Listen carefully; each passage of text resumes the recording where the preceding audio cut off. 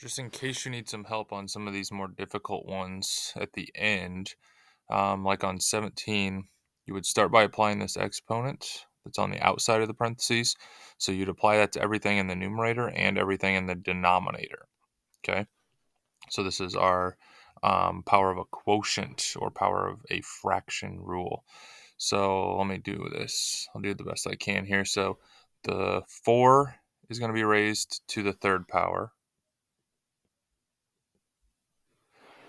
This x to the 5th is also raised to the third power.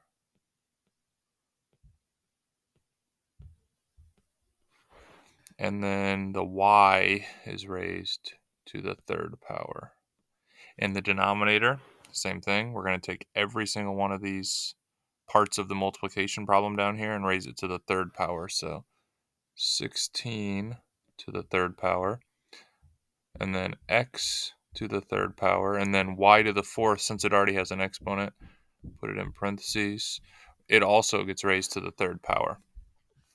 And now we just need to simplify a little bit more. So like right here, we have a power rule.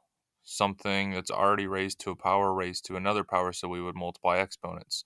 We have that down here with y to the 4th to the third power also. For now, we'll leave this 4 to the third and 16 to the third just with exponents. We will wait on evaluating those. So I'm going to copy 4 to the third.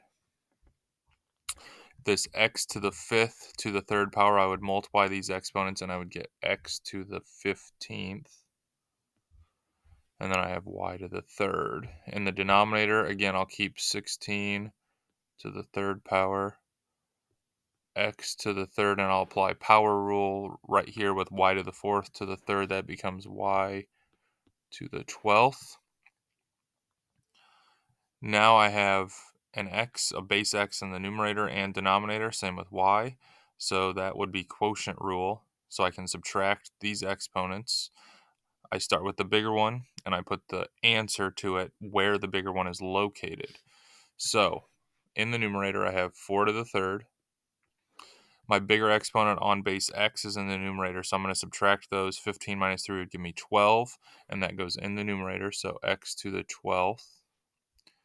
And then in the denominator is where the 16 to the third power is, and that's where my y is going to go when I subtract it, because the bigger exponent's in the denominator. So 12 minus 3 is 9, so y to the 9th goes down here. And that's really as far as you need to take it right now. We can evaluate 4 to the third and 16 to the third.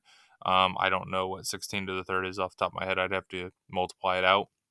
But for now, I'm just concerned about using the rules. So this is good for now. Hope that helps.